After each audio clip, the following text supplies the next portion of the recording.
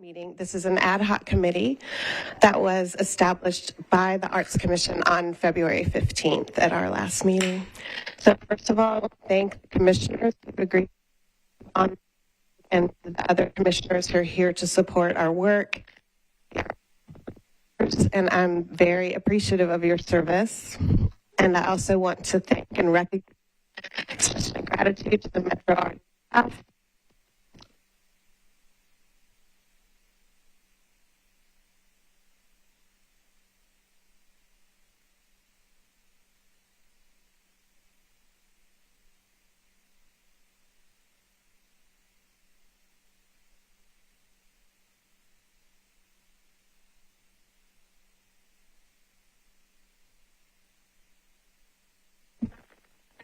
Many of our, right? Now you're blinking. Sure.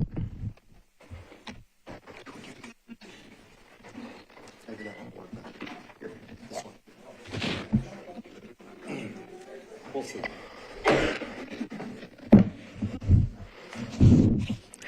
Should I go ahead? Cool. Thank you. Many of our Metro Arts staff are at Arts headquarters today. I just want to point out that even in the middle of all that's going on, their work continues. And finally, want to welcome and express gratitude to members of the public who join us today and who are watching live. We appreciate your interest and your care for the arts in our community. So because I value the time we've taken today, I want to keep us on schedule and focused on the agenda, which was posted on the notice. I do want to mention that Chair Perez, who appointed us all to the committee, is unable to join us today because she, like what seems like half of Nashville's population, is ill, and she sends her regrets and is watching this meeting live. And I also wanted to let you know that I was informed that Director Singh is also out today on sick leave as well, so he will not be joining us. So I now call this meeting to order, and we will begin with the public comment portion of the meeting. Are there any public comments? There are no public comments. There are no public comments. Thank you. So I'm going to move on to agenda item C, the committee organization. So just a few words about the organization of this committee, a brief overview in terms of the scope and the work of this committee today. So in the letter Chair Perez sent to the Commission on February 15th appointing us, she indicated the purpose of the committee as collaborating directly with legal, internal audit, finance, human resources, and other Metro departments to bring resolution to the many concerns at hand, particularly the financial oversight and human resources issues. These financial and human resources issues in particular were briefly alluded to in Metro Legal Director Wally Dietz's letter to the Commission on February 9th, which also included comments from Finance Director Kevin Crumbo. So I have determined that our best first course of action is information gathering. That in this first organizational meeting, we work to coming to a clear understanding of the issues that have been identified, those that prompted Director Dietz's letter and the formation of this committee. We do know that there's a comprehensive internal audit and process, as well as an HR inquiry and conducted by an independent attorney. I expect that we'll hear more about those timelines today. But in the meantime, we don't want to wait, as we are a government agency. The wheels of government continue to turn. We also know that members of our arts community have experienced hardships related to this last grant cycle, that seasons have been canceled, people have been laid off, projects have not been finished. And so the question for us is, what can we do as a committee now to move money into the community to artists? So in short, I hope that the scope of our work will become apparent once we have the information we need. So, Commissioners, I have asked Director of Finance Kevin Crumbo to join us today. Thank you for joining us. And what I've asked him to do is to give us a brief background of what has transpired up to this point and to speak with specificity about the financial and administrative concerns as he is able. And finally, I've asked if he can provide a pathway for us towards resolving some of these concerns so that we, with all haste, can begin to move this money into our community. And Commissioners, just a word about questions. In terms of the agenda, I ask that you hold your questions for item F on our agenda. So I've got a specific section of our agenda devoted to your questions. And so this will help us keep to our agenda. So Director Crumbo, would you be willing to share? Thank you.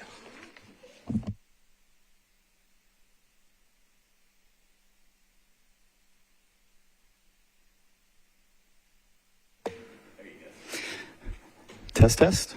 Good. Can everybody hear me okay? Great. Well, good afternoon. Thank you for that introduction. I am Finance Director Kevin Crumbo, and as I was listening to the chair's remarks, I learned a few things. First and foremost, there does indeed appear to be somebody on Earth that can influence the weather, so thank you for letting me know that.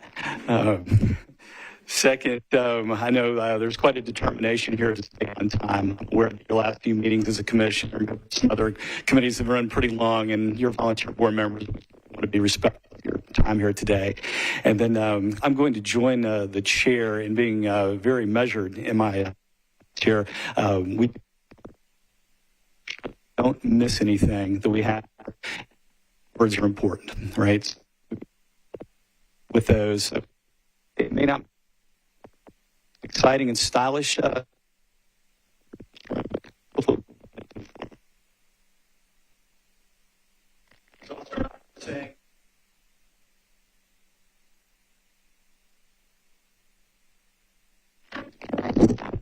Sorry, I hate to interrupt.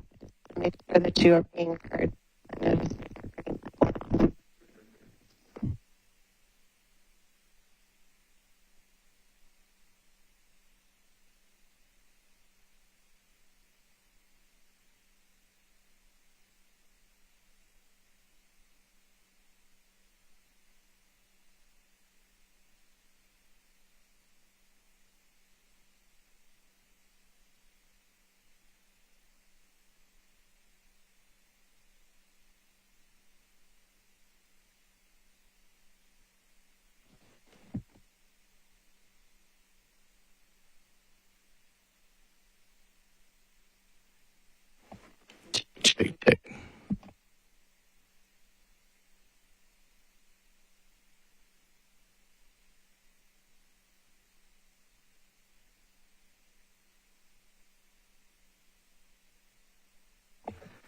Testing, testing, 1, 2, check, check.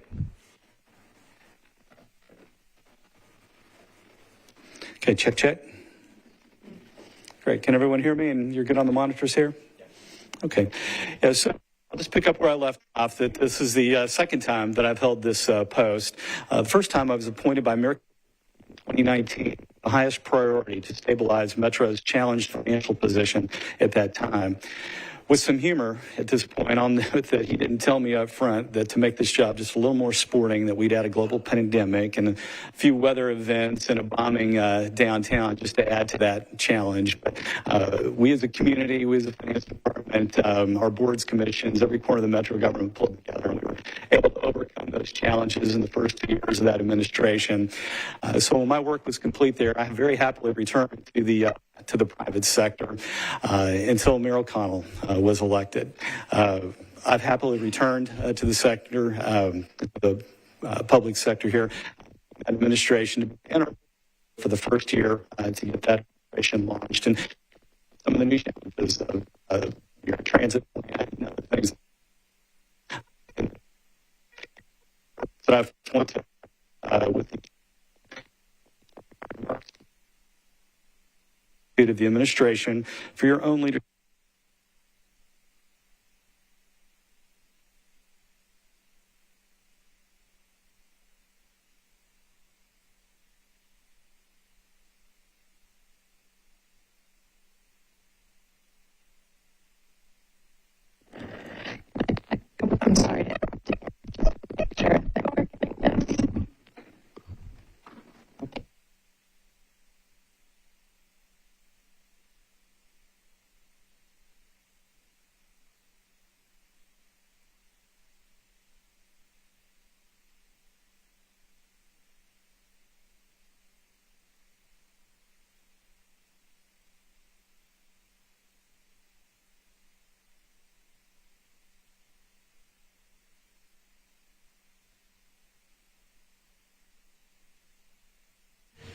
check, check, check, check, check. 1, 2, 1, 2, 1, 2, check. Kevin, you may want to put a hand here just so it doesn't fall off. Just, you want me to steady it this way?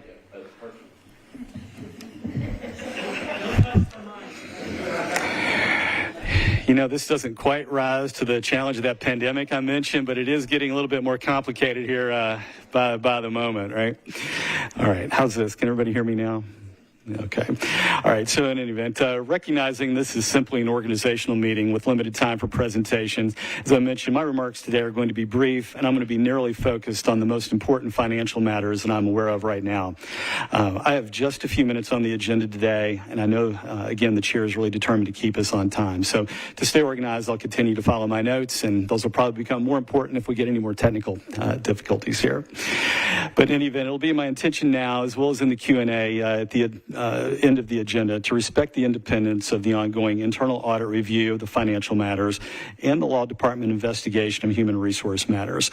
I will be referencing a few common root causes that have led to our request for the formation of this committee, but otherwise, I believe it's in the best interest of all concerned for the reports of internal audit and the Law Department to be completed in the next couple of weeks without speculation today on the outcome of those reports.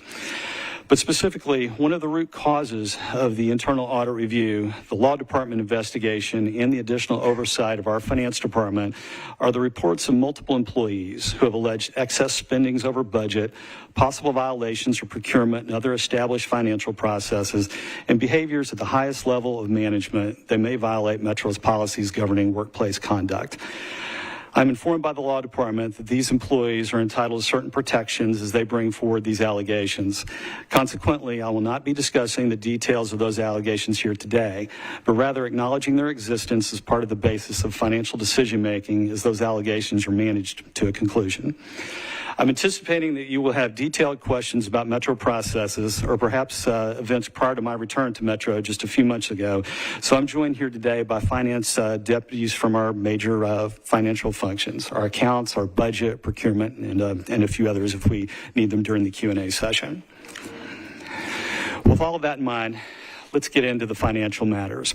And I believe the best starting point that will be familiar to all of you is the letter that you received from the law director in February. From a financial standpoint, that letter informs you that there are surplus monies from Metro's fiscal year that ended June 30, 2023, that include $2 million in additional funds available for the Arts Commission in this fiscal year, 2024. For those that may be unfamiliar, Metro's fiscal year runs from July 1st to June 30 every year, and I know it can be a little confusing when we talk about a 2023 year versus a 2024 year. So as we work through this, and I need to provide some clarification for you, I'm glad to do that. But this letter also informs that I will not make monies available until the Arts Commission can demonstrate its operations are stable and that its financial affairs are in good order. And it states that the work of the internal audit and our finance department has become more difficult due to the workplace conduct issues that are being investigated by the Law Department. So let me take those one at a time. So what is that surplus? It's the first question that I hear regularly. The surplus is the result of an unusual budget ordinance passed by the Metro Council for fiscal year 24. So that's the current year that we're in today. That says if there's a surplus from fiscal year 23, the year before, and that means that the city has more money available than it actually had budgeted in its fiscal year 23, then that money must be spent for certain purposes. And the Arts Commission is one of those purposes. The ordinance, when applied with other provisions of the Metro Charter and our fund balance policy, says that a computation will be made from the audited financial statements, and the finance director, me, will make funds available unless there are disqualifying conditions. The ordinance and other documents that I just referenced are more detailed, of course, but hopefully this description is sufficient for our meeting here today. Audited financial statements were accepted by the Metro Audit Committee just a few weeks ago, and there is a surplus sufficient for all the purposes designated in the ordinance. For those that may be unfamiliar with the financial statement audit process, it's important to note that the audit of each fiscal year is usually completed about halfway through the following fiscal year. So in this instance, the audit for 2023's fiscal year, that just ended in June, was just wrapped up in January. So when I've made references to receiving that audit for the prior year in January, that's the process that we normally go through. But by the time that surplus had been determined in January, it was becoming apparent that it would not be viable for me as finance director to make those monies immediately available to the Arts Commission. Recent resignations of your fellow commissioners, including the chair, were worrisome. Veteran commissioners were expressing concerns of mismanagement. Newly appointed commissioners, including some of you, would need time to become familiar with the Commission's operations and current challenges. The Metro Audit Committee had unanimously approved a review of the Arts financial affairs at its December meeting, so just recently.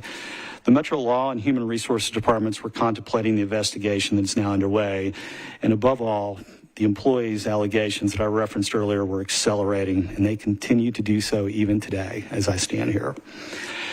So why won't I make those surplus of monies available just yet? Well, the conditions that I've just described are likely sufficient for this committee to conclude that it's just not viable to make surplus monies available until those conditions are sorted out. I believe most of our taxpayers would agree. But there is a more specific reason for that conclusion right now. After the last meeting of the commission, your commission, where this committee was formed by the chair, employees seem to have been comforted to begin sharing more information and working more closely with our finance team. The protections referenced in that February letter seem to have been the likely cause for some of that comfort. Based on the information that has come into our hands since then, it now appears that the arts operation will actually reach a deficit operating position before the end of this fiscal year if the current rate of expenditures continues. We are working closely with the arts staff to determine the validity of this condition and determine a complete and accurate financial position now, as well as a reliable forecast for the remainder of this fiscal year. As a point of clarification, Arts is responsible for most of its own accounting, its financial reporting, its grants management, and its other financial functions. It also has delegated procurement privileges if it complies with the Metro procurement policies. This means our finance department does not have day-to-day visibility of many arts financial matters, so it takes us some time to review and fully understand those when we have a case like this arise. We would, of course, be delighted if the appearance of financial problems that we see today turn out to be incorrect and all is well. That would be fantastic, but I don't see that on the horizon just yet. In fact, at this moment, it seems likely that we'll be recommending to this committee a corrective action plan to avoid a deficit and otherwise set the financial affairs here in good order. If we identify conditions between now and then that are worse than it appears right now, we may need to immediately implement countermeasures prior to the time that this committee can meet again. Those may include, but certainly not be limited to, intervening in arts procurement, accounting, and other processes to prevent a deficit or to overcome violations of our policies and procedures. Okay. So what does this mean for the impact of arts grants for the organization? I recognize one of the primary objectives of the Arts Commission is to make monies available to artists in our community. That objective is certainly shared by me and the administration overall, and we want to help you accomplish that. As a demonstration of our commitment to this objective in the recent past, I'm really pleased today to inform you that despite rumors and accusations of finance somehow delaying the processing of grants a few months ago, all of the bona fide contracts received by our office were processed within a week of receipt. The turnaround time for law was expeditious as well. It was then, and it always will be, our intention to facilitate timely payments for bona fide grants, vendors, and other obligations of the arts organization. I'm aware of the controversy surrounding your grant awards processes earlier in this fiscal year, and likewise, I'm aware that the Arts Commission may have left the impression, either directly or indirectly, of more grants beyond what it has already distributed this year. I know these to be called the 50% grants and the Thrive grants. There may be others that I'm not aware of yet, but in all, there seems to be a theme that these total $2 million or so and would be funded from the same amount of surplus monies that I've discussed already today. But the simple truth is the Commission will not be in a position to make additional grant awards if its financial position is already headed to a deficit. Surplus monies may be needed as part of a corrective action plan to avoid a deficit, and if so, less money will be available for grants this year.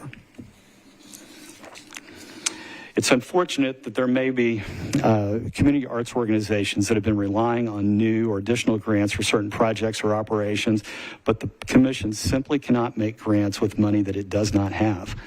Finance will continue working closely with staff to determine a complete and accurate financial position now and help you forecast for the remainder of this fiscal year. It's my hope that we can reach a conclusion over the next couple of weeks, coordinate our work with the reports of internal audit and the law department, and advise you then of the availability of money for grants. Thank you once again for your leadership and your public service. I look forward to all your questions in the Q&A session to follow. Thank you.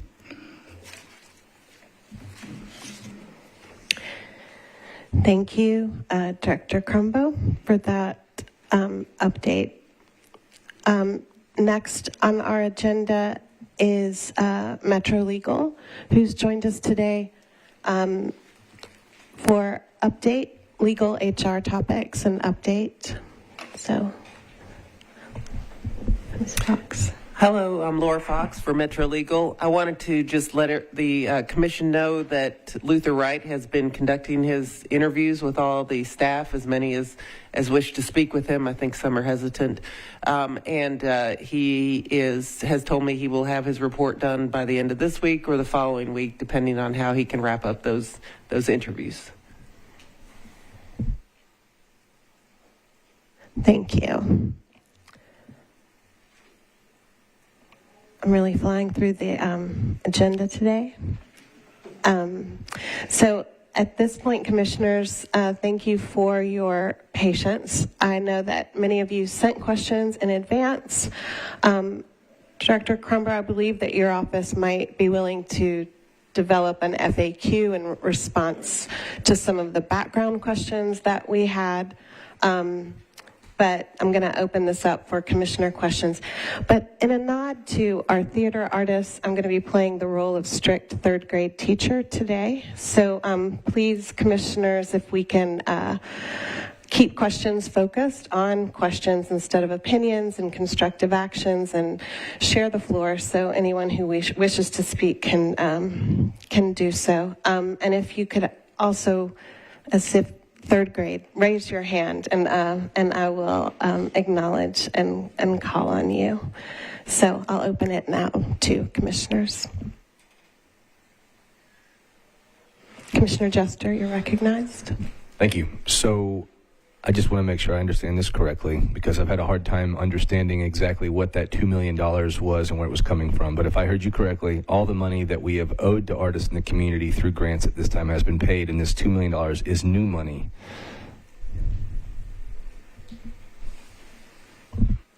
Chair, I think most of the questions are probably coming to me, so I'll stay here at the podium, and then I may call on some others here to provide some more clarification if we need to do that.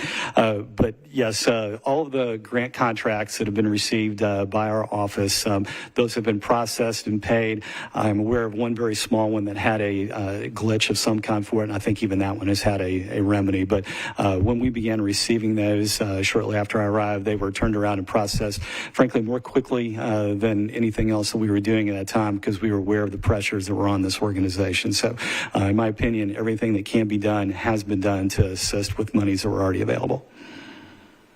You're welcome. Yes, Commissioner West. Thank you, Director Crumbo. Are those grants that have been paid out so far at the 50% of total, or are those fully paid? Yeah, so when I mentioned earlier today, our words are important. They're important for lots of reasons, and one of them here is going to be quite technical, right? So if I understand the grant process and the way that unfolded, some of which happened before I arrived here, so I didn't get a front row seat on that, is that there were promises made to artists of a certain amount, whatever that amount may be, but that was trying to take in consideration of what might be in the future, meaning this $2 million.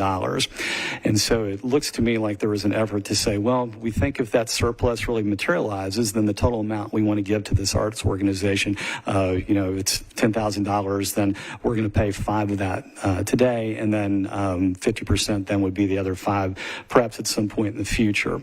Well, our processes don't allow to write a contract that way. We can't do something on a contingency like that. So when I say earlier that contracts that have been presented to us have been paid, they've been paid in full. If we were to look at, if you will, the other 50%, if that is true and accurate, then we would either need to amend the contract that we have today in some way or write a new one for that. So you haven't asked me yet, but I suspect on your minds is, well, gosh, if we do have money and we can avoid a deficit, how quickly can that happen? My department, along with the law department, is preparing to take over those processes and expedite those just as quickly as we can. But obviously, we are not going to feel comfortable to do that until we can see that, we're not going to run a deficit here. We aren't going to need some of those monies then to use for your operations to sustain you to the end of the year. What is the total amount of money that artists in the community think might be coming their direction that might not? If I had a great answer for that, I would tell you. So let me just tell you what our dilemma is right now. It's quite easy for us to look at the list of grants that have been paid and say, well, if that truly represents 50% of that, then the other for 50%, what would that be? Well, it would be close to $2 million or so. You have had another grant program, the Thrive program.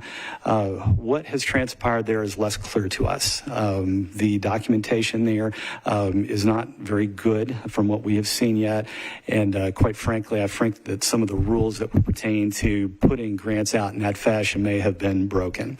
And I say that with all due respect, that I just don't know the final answer to that today. But it's just been in the last week or so that our eyes are being opened to so much there because the employees have felt more comfortable to come share things with us. So if you'll just be patient, we're trying to work our way through those as quickly as we can. Commissioner Watt and then Commissioner Nefflin. Okay, so you say that approximately $2 million, down a little bit, $2 million has been paid to date is what you can discern? Yes. Okay. Is that from fiscal year 23 dollars? No, those will be fiscal 24 dollars. So, yeah. Okay, so those are fiscal 24. What was paid out in fiscal 23? In terms of what was paid before the surplus? Yes. I'm sorry, I don't know the answer to that. Someone here on the staff may know off the top of your head, but I have to go look at your reports to give you that answer. Comparing what should have been and what might be might help a lot in terms of where people think deficit is. That's the other reason I'm asking. Yeah, so let me be clear about the deficit. Mm-hmm. The deficit I'm talking about pertains to this fiscal year. Mm-hmm. All of the items that I referred to this year, in this report today, they do pertain to this fiscal year 2024. The reason I wanted to be clear in my remarks earlier about fiscal year 23 is that the measurement that leads to another $2 million being made available goes back to the results of the whole Metro government for fiscal year 23. Okay. And so just by the timeline, to make sure I haven't left any mysteries here, that fiscal year 23 ended in June 30 of last year. Mm-hmm. The normal audit process, the Metro government transpired right on schedule. The audit, we have a Metro audit committee. It accepted the report of the external auditors in January. My finance team started looking to make sure surplus monies really were there and everything looked good for distributions.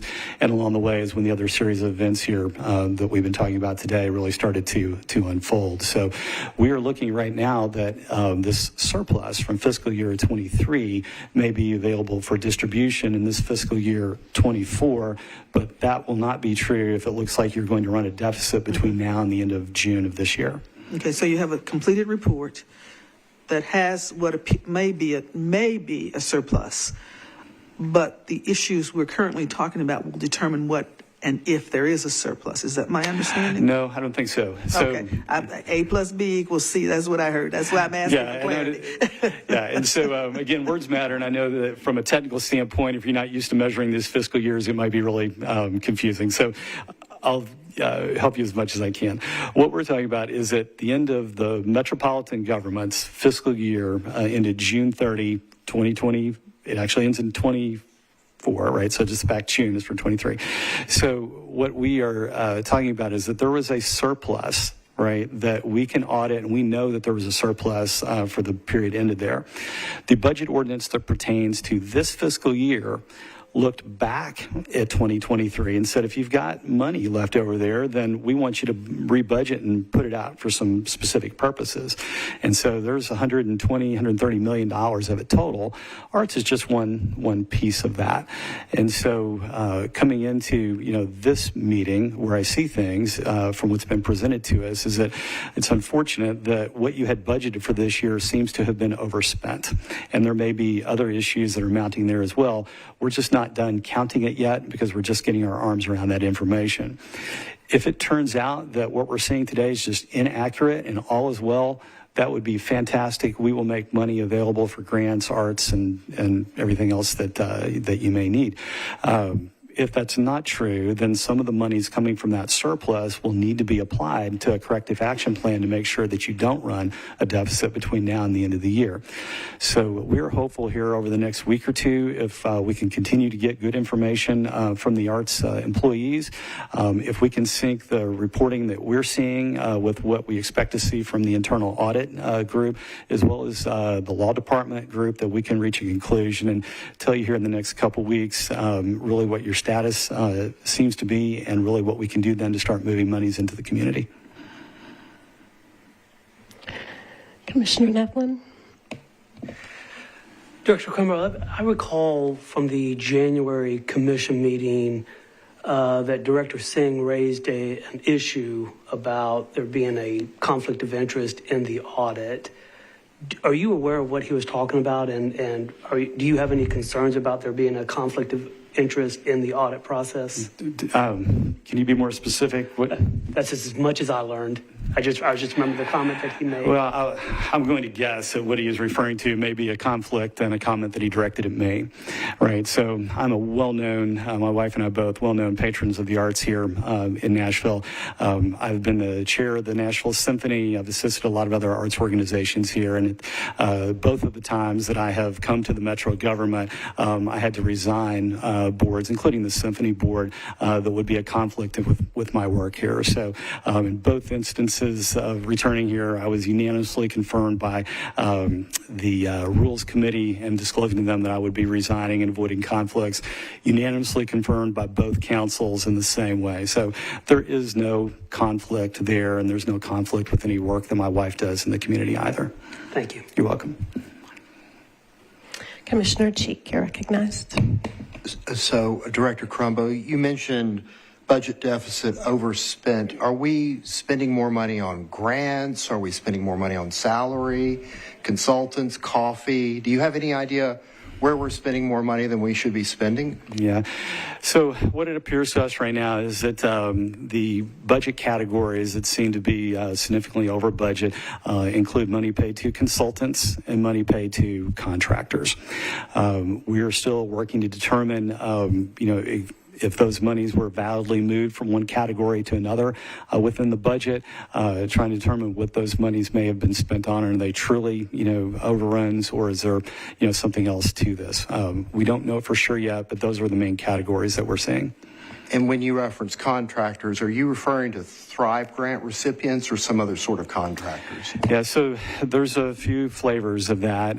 What I was really referring to here is that we seem to have individuals that are working on behalf of the Arts Commission that are contractors that are putting a lot of hours. They're over budget is what it looks like to us. One of the things that we are fearful of is that there may have been some employment violations there where contractors working over a certain amount need to be, offered employment here. So paradoxically, we are looking at, what could have been an attempt at saving money by using contractors actually being some exposure for us. I don't know the answer to that yet, but I want to give you the best answer I can today that that's what we're looking at. Commissioner Watt, you're recognized. What's the other flavor to the contractor issue, since you said there's a number of different flavors? Yeah, so with respect to the Thrive category, that leads us to a bigger issue called delegated procurement privileges, right? And that's term that you'll hear defined a little bit differently depending on which corner of the metro government you may walk. But in any event, what that means is that an organization like ARTS can be delegated the ability that on a single contract per contract basis that they can make a purchasing decision, right? Right now, we're seeing the signs that the procedures that relate to that may not have been followed. And specifically, where there needs to be competition for a contract, we need to see that there's at least 3 bids for that. So our procurement chief is here, and she could probably give you a much more eloquent explanation than that. But by and large, we're looking to see were those rules followed. If they were, that's terrific. If they were not, is there something more we need to look out for those transactions?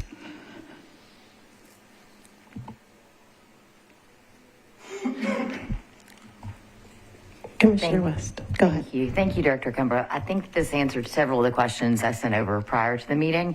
So on the deficit that I brought up in the last commission meeting, the $317,000. So we're looking to see where those funds are, where they were paid out. And then on the contractor consultant, were those on POs through procurement or were those on contracts? That's a question on our mind as well. I did view your last 2 meetings on the screen, and much like here, some comments and some things were easier to hear than others. But I think the gist of what you're asking is, were the consultant contracts really contracts, or were they just purchase orders that were issued? And if they were they done, to meet our procurement code? We have questions about that. We don't know for sure, but we understand the concern about that. So that's one of the things that we're trying to look into right now. You're welcome. Commissioner Cheek. So I have a different question. This year we granted a considerably larger amount of money to, I'll call it individual artists for a lack of a better word. We've called it Thrive. They're small, 10, 20,000. Is that our max? Max 20. Yeah, max $20,000 contributions, grants that we've been giving out. I was unfamiliar with the process that we were using to do this increase. I was very familiar with the Thrive program in 2023, but this year I'm not familiar with the details. And I'm wondering if you could explain to us from finances perspective, how that should be handled and what the commission should be doing better that it's not doing as far as granting those monies. Yeah, so when we've had an opportunity to look at the whole list of those and trace each of the processes, Commissioner, I'll have a better answer for you than I'm going to be able to give here. So I'm going to give you one now, and then if we need, I can invite our procurement chief here to be a little more specific. But with respect to Thrive, it looks like the delegated purchasing authority was used to make some of those grants. One of the places that we've started to raise questions is that our read of the rules that surround that is that when we put money into the arts in the community, that needs to go to an organization, a 501c3 or some similarly situated group, not to an individual. What we see right now are a few different lists of what is Thrive, where we might see listed there the name of an organization or what looks to be an organization or the name of a show or a conference, something here. But then when we're trying to trace to the checks right now, we're seeing some of those checks may have been written to individuals. And so I haven't reached any conclusion about that. That's just what it appears here. And so we're truly just trying to understand, is that really the case? Do we really have any rules that have been violated here? We just don't know for sure yet. And just to follow up a little bit, and I really appreciate your response on not having all the information, obviously. So I'm thinking about what we should do differently this year. What procedures we should follow. One of my personal goals, is to find out how we responsibly grant and pay out money and follow the finance department's recommendations. So they've been described to me as artist grants, but clearly we can't just write a check to an individual artist, correct? I believe that's the case, yes. So when we're making what I'm calling artists grants, we are doing that on behalf of an artist to another organization like a 501c3. Is that kind of... That would be the process I would expect, yes.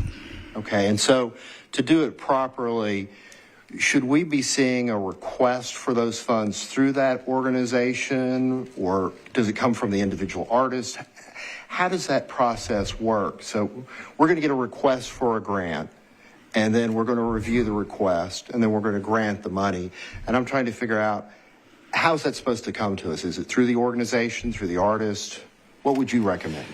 Yeah, so again, I'll have a better answer for you once I've had the chance to study this a little bit more closely. But ideally, I think that you as a arts commission will establish a criteria by which you want to move monies into the community. And it's not been my purpose before or now to tell you exactly what that criteria really should be, but rather to inform on what the rules around that may be. And so I'm aware you had some controversies of that earlier in this fiscal year, and that's kind of led to some of the issues that we may see here.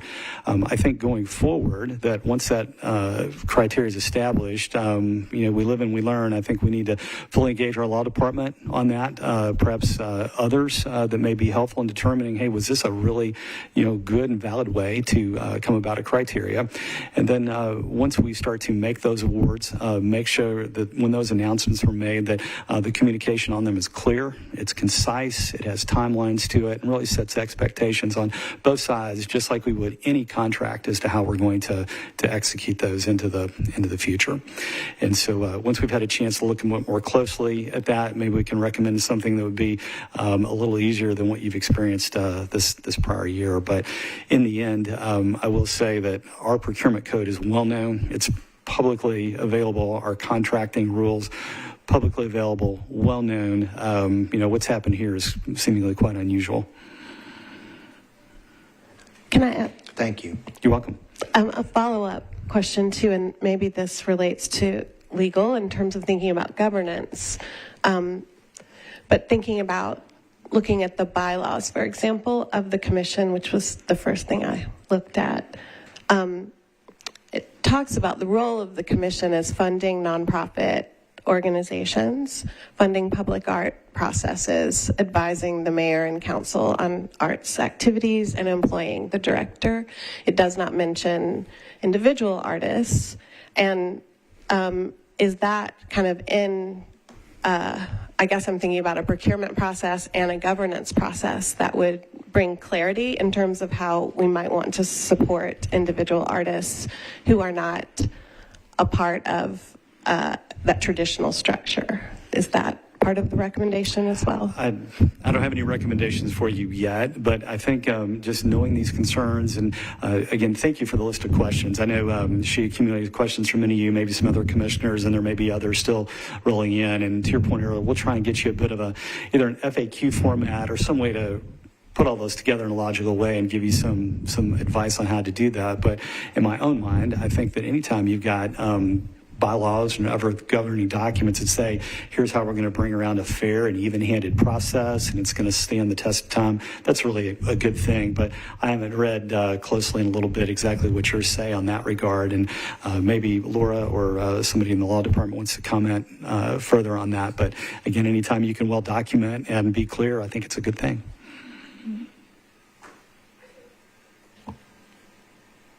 Commissioner Watt. And this is not for you. I heard something at the last meeting which has me questioning a couple of things that I think I need more details on, Madam Chair, and that has to do with the consultant's recommendations about how to move this process along and how that came to be, and is that in the process? Because I'm not sure what we're doing, why we're doing it, and how we're doing it. So I think that's the other piece of that. You're speaking of the external consultants? Yes. Can I ask a follow-up about Thrive to what Commissioner Cheek was asking too? It's not a new program. It's several years old, but if what I'm hearing correctly is that there's been a shift and a growth in it that over the past fiscal year that has raised questions. Is that correct? I'm going to look to our team here that may have some experience with this prior to me coming back to the metro government, but I'm not aware of any big shift that's happened. There may be some ways that it's been treated differently by the management team and the director, but until we get in there a little bit, I couldn't tell you definitively the answer to that question. Commissioner West. Following up on your question, Thrive, yeah, we're in the 10th year of Thrive, and I was just looking at some past financials over the weekend. So fiscal year 19, there was a $150,000 budget. 20 was a $200,000. 21 was $125,000. 22 was $160,000. 23 was $200,000, and then for the actual, it looks like $912,000. So that was a pretty big jump. So I guess we're looking at my concern is currently are the applications that are out now. So obviously the application process closed on January 29th. So I believe Director Singh said we had, what was it? It was 201 Thrive applications and 107 organizational. I believe it totaled almost $9 million. So looking, and that's kind of where my brain went the last meeting with looking at the finances. So I guess with the staff and direction, how are we communicating, I guess, in legal too? Are those applications still valid that have come in with the process? I just think that we're going to get a lot of questions from the community and where we sit and looking at where the dispersion usually happens and where we are now. So we've got the past grant situation and then what we're currently in right now, and just wanted to kind of bring that forward. Thank you. Sure. I'm trying to be careful as I stand here not to let the microphone fall off. So you see me shifting a little bit. It's moving something up here. So one of the questions that's come up repeatedly is, hey, gosh, Kevin, can't you just go ahead and put this money out into the community? We know who should receive it, right? And you heard me talk earlier today that not when it looks like you're going to run a deficit, we can't do that. But getting into the details that I really wasn't planning to today is we, at this moment, really cannot put our hands on what we believe to be the comprehensive list, right? And when I say comprehensive list, that may include things that we talked about being these 50% grants. I hope that's all of them. If there's more, we'd like to know that. You mentioned Thrive and, what the buildup has been over prior years, what promises may have been made about those. We just don't have visibility to that. That's not what our finance department does. So in my remarks earlier, when I told you I'd be quite measured in my remarks, one of the things I was saying is that I don't know if you've made promises directly or indirectly, or how big that list really may be.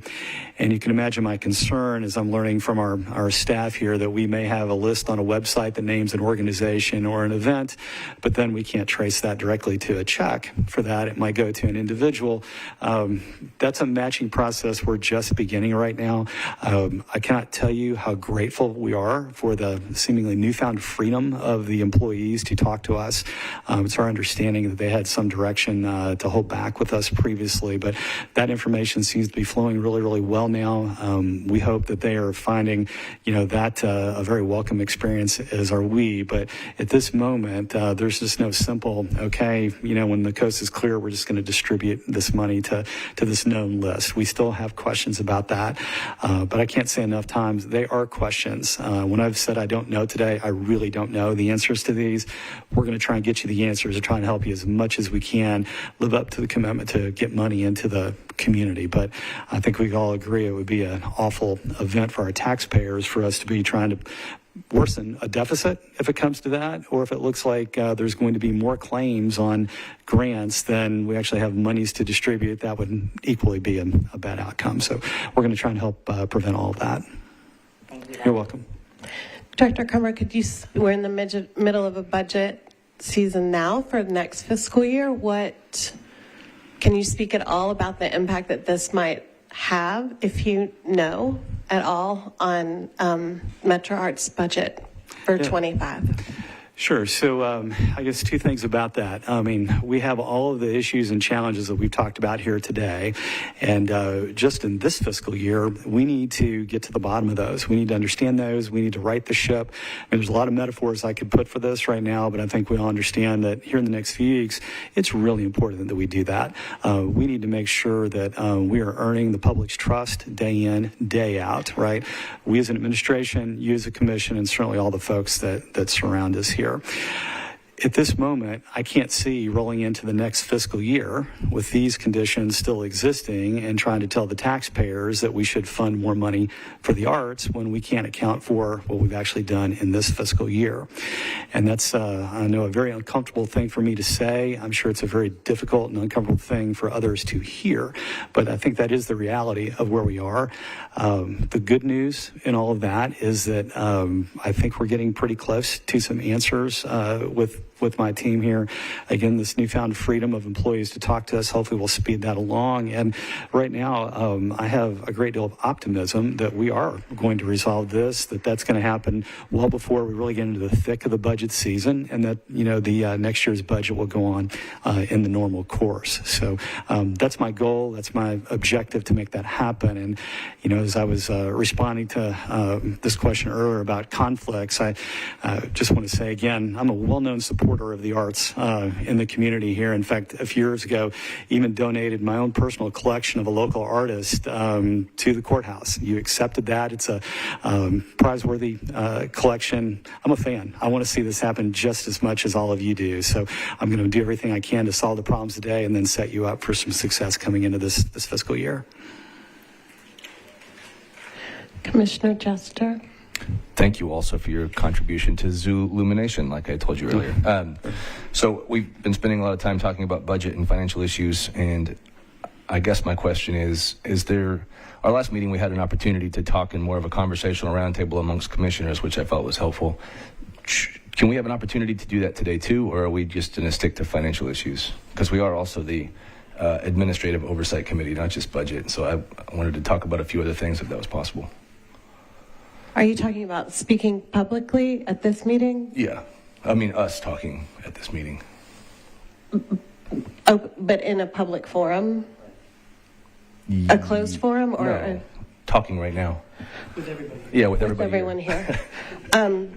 So I think if the agenda is financial overview, legal, HR topics, I think if we wanted to make a change to the agenda, we'd have to vote on it.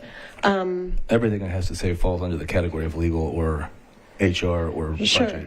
I mean, I guess if you can form it as a question, I would love that to our guests, if possible. Let me consider how to do that, and I'll get back with you. Okay. I have some follow-up. Questions? Yes, Commissioner Cheek. Director Crumbo, you've outlined a couple of areas of concern that audit has with our smaller grants, the consultants and contracts. Has the Finance Department observed any irregularities with grants to traditional arts groups or public art, or are those being handled fairly much the way that you think they should be? The best answer I can give you that right now is that the contracts that we have that I mentioned that were processed, I think, very expeditiously by us in arts, those all seem to be bona fide good contracts to organizations. They look fine, or we wouldn't have signed off on those. It is the others that we have more questions about.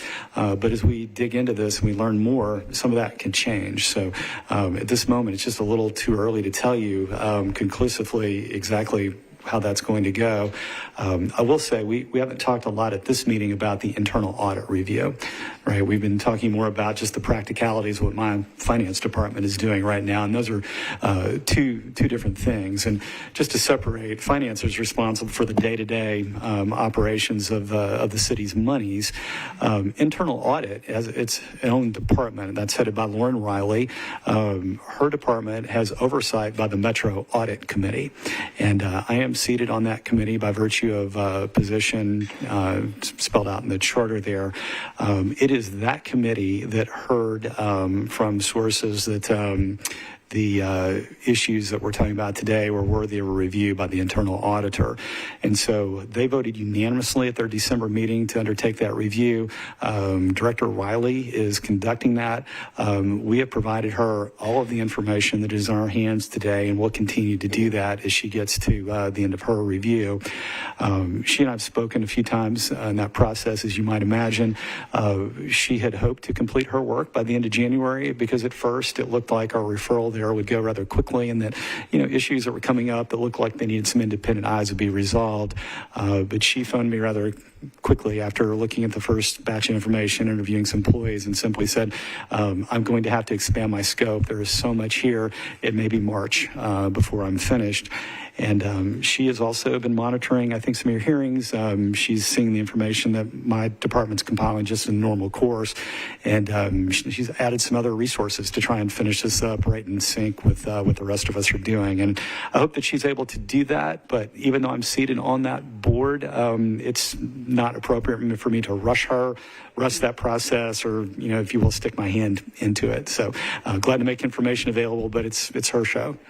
Thank you. I was just asking to make sure that we as a committee understood the scope of what we need to be looking at, where our problems are. So thank you. You're welcome.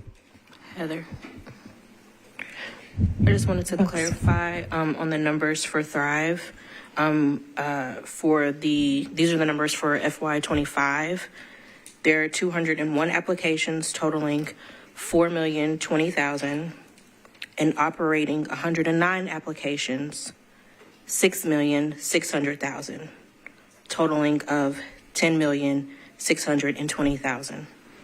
Yes, for operating and Thrive. Thank you, Vivian. Commissioner Nevlin.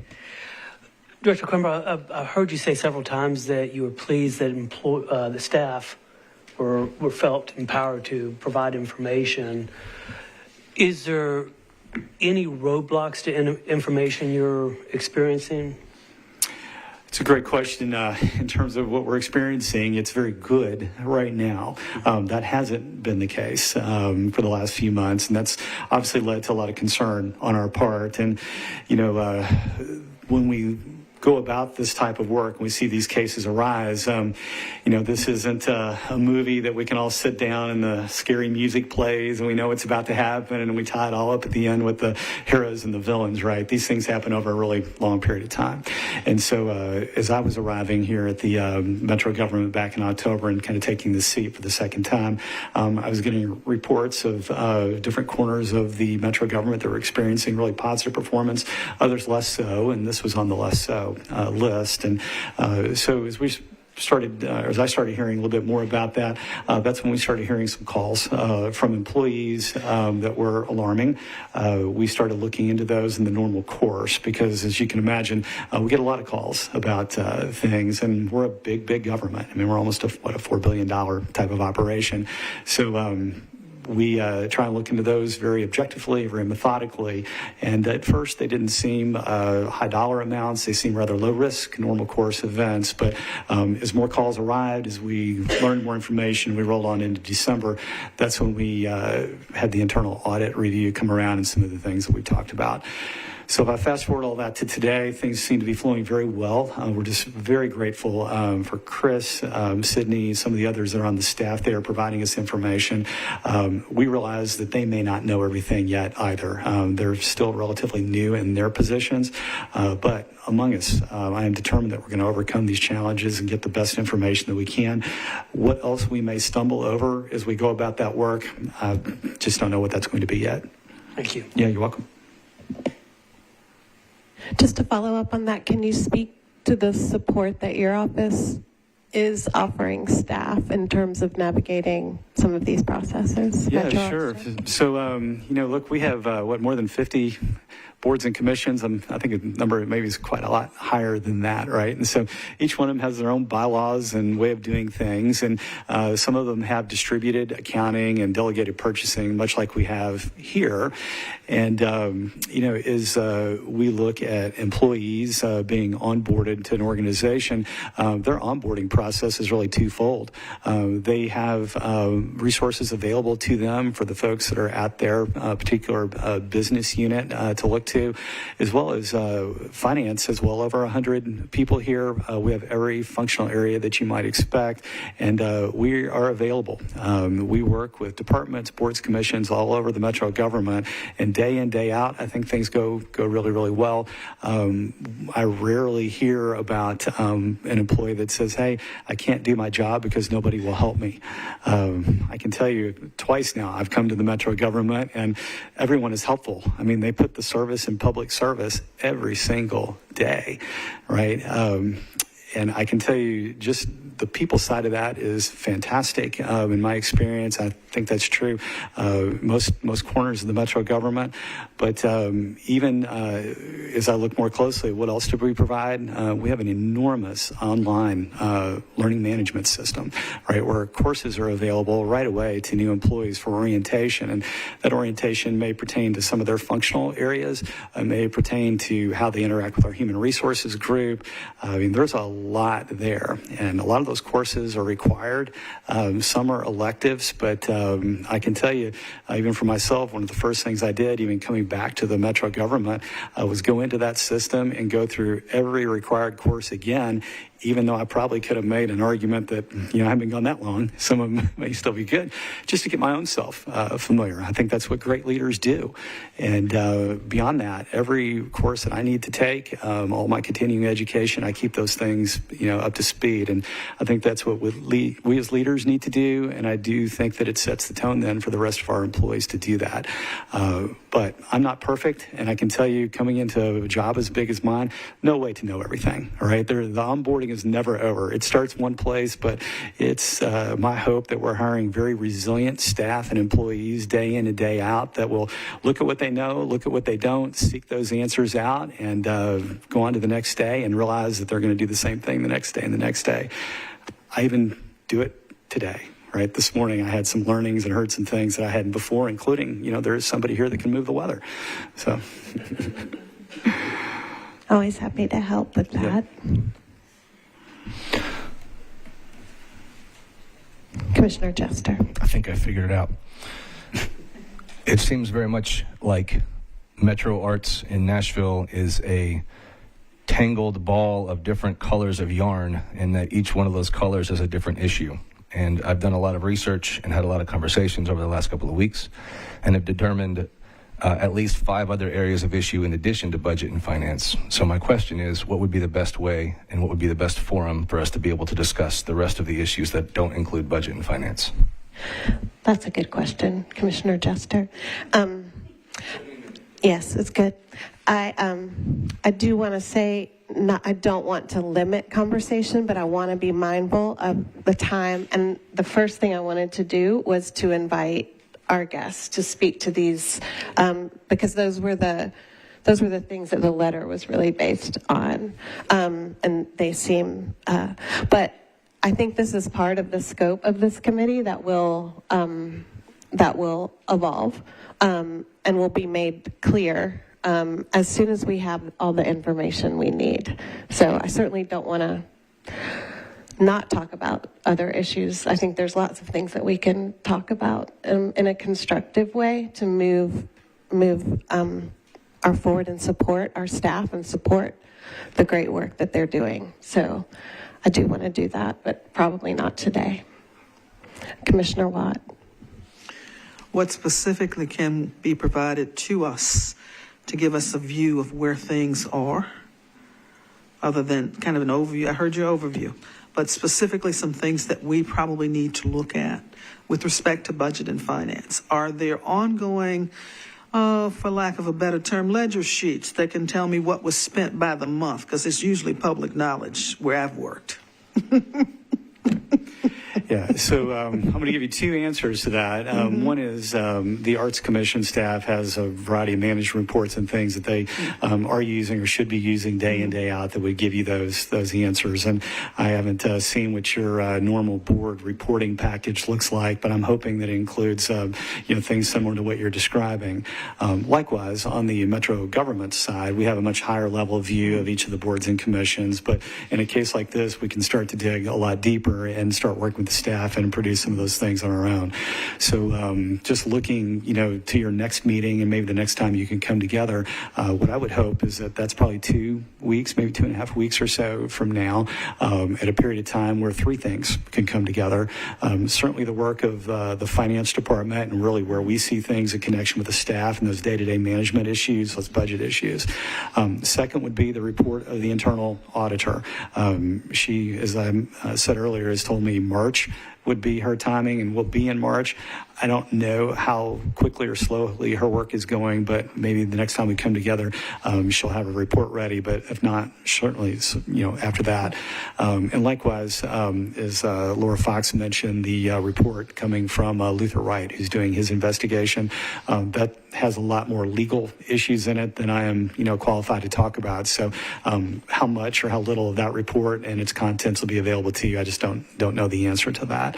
But with respect to the other two, I would hope, in this upcoming month of March that we'll be able to provide a really good financial picture of where you are and where you can be by the end of the year. And as I've said earlier, it is my greatest hope that this does not taint, the funding for the arts coming into the next budget cycle. I think we all should be moved to resolve whatever issues we have, right now.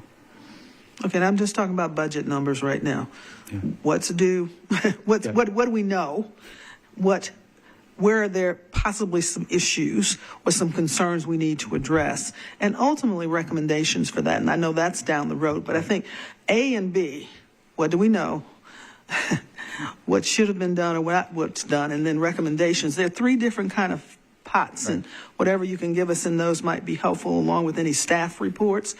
I've seen 2 budget issues, and they didn't answer any of the questions I'm raising here today. So. Okay, yeah. So we'll do our very best to deliver for you on that. But my hope is, when I look at arts, this is not a huge organization, right? It's $6-8 million a year. It's got 15 employees and, pretty limited scope that it has. I mean, it's to provide money to the community from the taxpayers all the way through the Metro government and the Arts Commission, right to the hands of the artist. And so what I'm hoping is that we'll be able to summarize this in such a way that we can see if there was X amount that was intended for consulting and contractors and so forth, but it turned out to be Y or Z. Let's see exactly what those variances are. Let's see what corrective actions are needed between now and the end of the year to avoid a deficit. How much more money will be available to artists, and then hopefully we're on into the next budget year with a ship that's in good shape. I think, Commissioner Watt, just to follow up too, in terms of thinking about what was provided in board packet, in terms of financial information that we can work for a more robust kind of report, financial report for our next board packet. I'm not exactly sure what that looks like, but I think that would be very helpful because the report was pretty limited.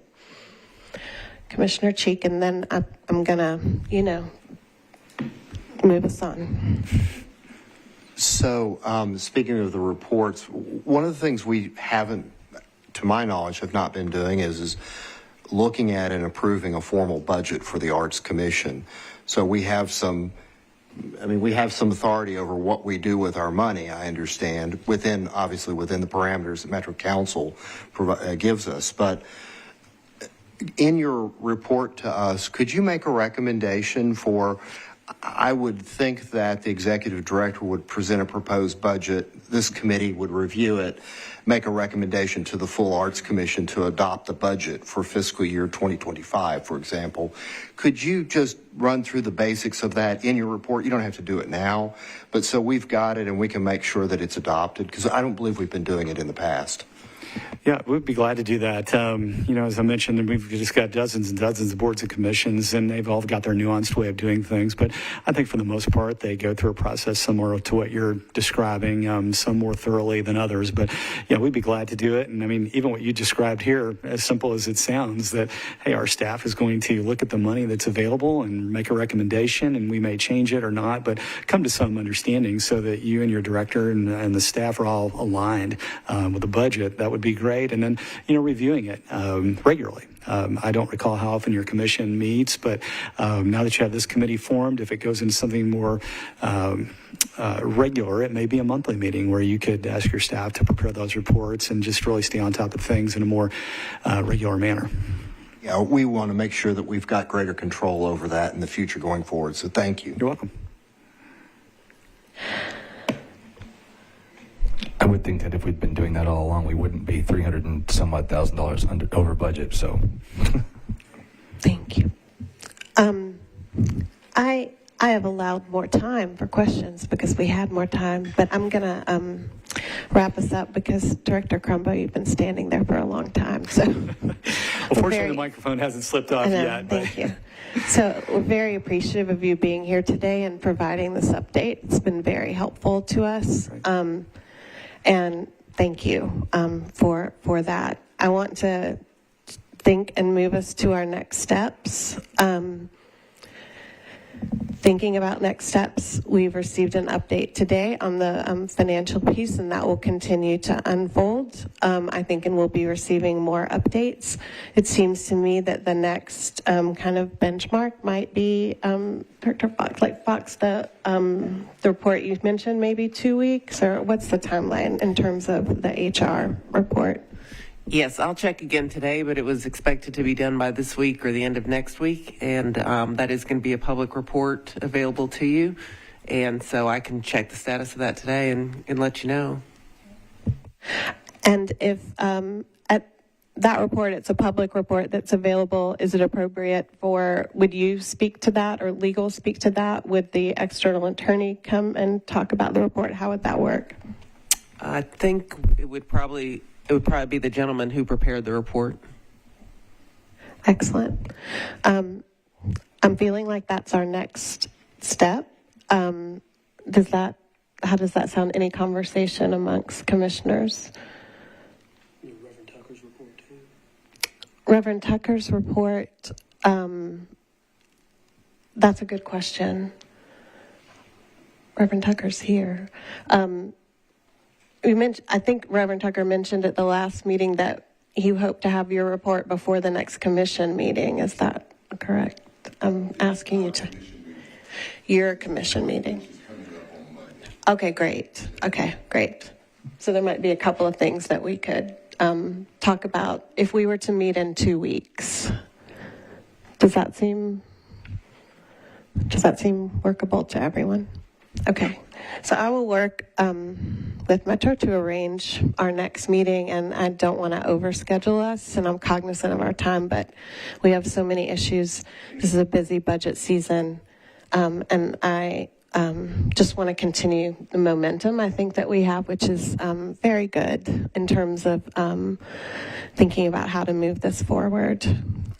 Are there any last comments or thoughts? I want to thank you again to staff for coming, to Metro Arts staff for coming, to members of the public for coming and being engaged. We are deeply appreciative of the care that you have for the community and the trust that you've put in us. So thank you. So if there's nothing else, I'm going to say this meeting's adjourned. Good? Thank you.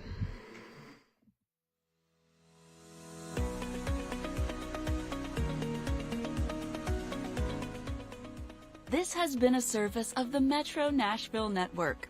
If you would like to see this presentation again, or for more information on this and other programs, visit nashville.gov.